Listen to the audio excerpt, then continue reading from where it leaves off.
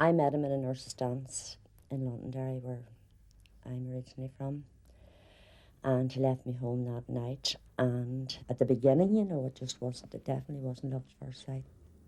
I took him as a very, very quiet, very shy person. In fact, my father used to say to me, like, what does he talk to you about? I'd have been a very impulsive person, and he'd have been very, very steady. The policemen then used to have to actually put in permission for to marry. You weren't stationed in the town when there's any relatives.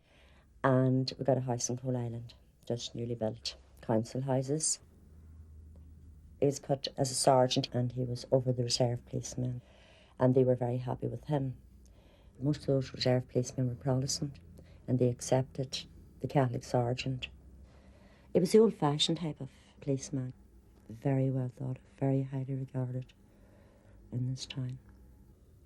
I suppose my endearing memory is the fact that he was always there. Like, there was a fear the policemen were a target. Like, so you had to be aware.